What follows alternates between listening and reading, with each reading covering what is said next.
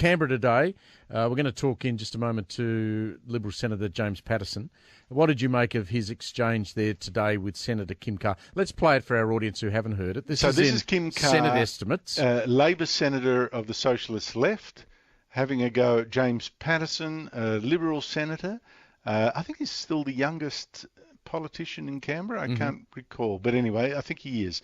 Have a listen. You'd know that, those in the Hitler Youth would understand that only too well. That's outrageous, Senator Carr. That is seriously offensive. I ask that you withdraw that.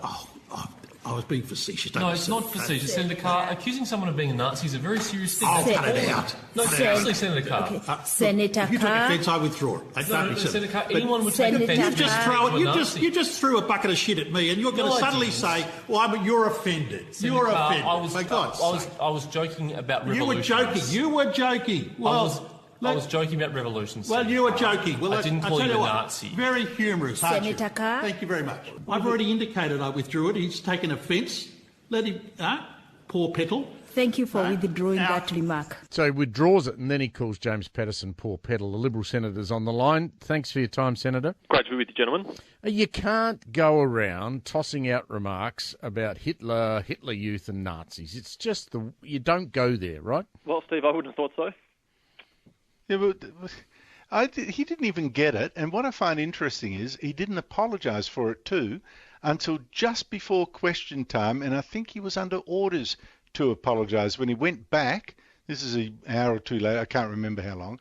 And then apologised. Why do you think he finally apologised? Well, of course, I can't know for sure, Andrew, but I think your theory is probably pretty close to the mark. I suspect that it was going to be unhelpful to Bill Shorten's attack of the day, and so he was forced to apologise when he probably wouldn't have wanted to.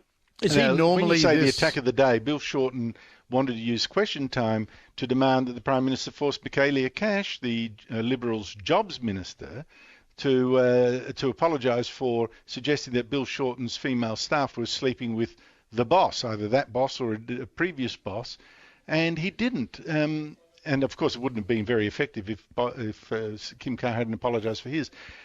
What do you make of Michaelia Cash's slur? Well, I was actually there, Andrew, as well, because it's the Employment Committee, which I'm a member of, where that happened, and I think Michaelia's done the right thing by withdrawing. She hasn't apologised, though. Well, look, that's a matter for her. I haven't. No, but what do you think? Well, I mean, you were very quick to say Kim Carr should apologise, and so was I. Andrew. Shouldn't Michaelia Cash apologise? To correct you, Andrew, I haven't sought an apology from Kim Carr. I sought a withdrawal, which is a different thing in Senate terms. But look, and I didn't provide advice to Senator Carr whether he should apologise through the media, and I won't do it for Senator Cash. But what I would say is she should have withdrawn, and I'm glad that she has withdrawn. I think an apology is better, to be perfectly frank. But anyway, look, I'm sorry you can't say that, but I guess her failure to apologise means that every Liberal MP is bound to say that what you've just said.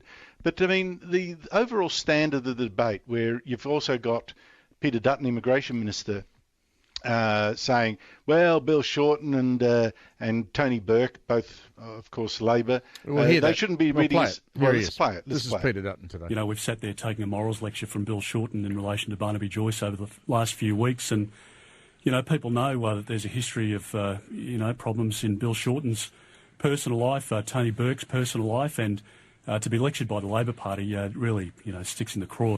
Now, as it happens, Peter Dutton himself is on his second marriage, so I'm not sure about that line of attack. But is that where we've come to, mate, that we're going to be attacking people for having divorces behind them? We're going to accuse them of being Nazis. We're going to accuse women falsely of sleeping around. What the hell's going on? Yes, well, Andrew, I've been saying today I'm not someone who pretends to be perfect or pretends that all my colleagues are perfect or that all the fault lies on just the Labor side. I think we've got a collective problem here, which is that the tone has been dramatically lowered in Australian politics, and the things we say about each other are things that 10 or 20 years ago would never have been said in Australian politics. So I think that is a problem, because I think it's really lowering the faith Australians have in our institutions. But what's driving this? What's driving this, do you think? I think it's a lot of things. I think there's been an erosion of goodwill in the Parliament, and personal relationships are not as good as they once would have been in a different era. I think the lowering the threshold of what the media is willing to publish, which has been caused in part by social media. It's very easy to spread rumours without any kind of checking or limits on that. I think they've all contributed. Look, it comes. Sorry, Andrew. It comes on a day, Senator, where you had a report released in South Australia about this nursing home, the Oakden Older Persons Mental Health Facility. This report talks about older, frail patients left with faeces in their hair, deliberately allowed to fail by staff who referred to them as a group of mindless children. They were over-medicated.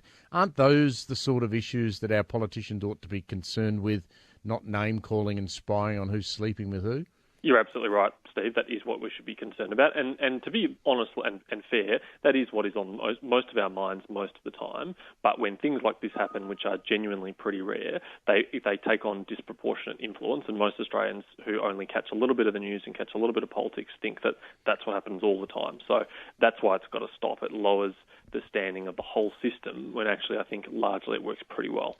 But there's an irony here too, though, about the car joking that you're, or accusing you of being a Hitler Youth. There's only one of the two of you that has in any way been associated with an extremist violent movement, and that's Kim Carr supporting Abdullah Öcalan, who was head of the PKK, a Kurdish terrorist group that's the only non-Islamic group that's listed in Australia's list of banned terrorist organisations. Now, I'm not saying Kim Carr supports terrorism. He just thought that Abdullah Öcalan shouldn't be jailed for so long or whatever. Turkey should talk to him. But don't you find that rather ironic? It is a bit, Andrew, but and I wish I had more time to explain to Senator Carr what my political philosophy is and what the philosophies of Nazis and fascists are. I mean, I'm someone who wants government to be limited and to tread as lightly as possible on society and the economy. Nazis and fascists want big, strong governments that intervene heavily in the economy and in society. It's literally the polar opposite of my point of view. Correct, absolutely correct. Well, Kim Carr, the PKK, I should point out, is a Stalinist organisation.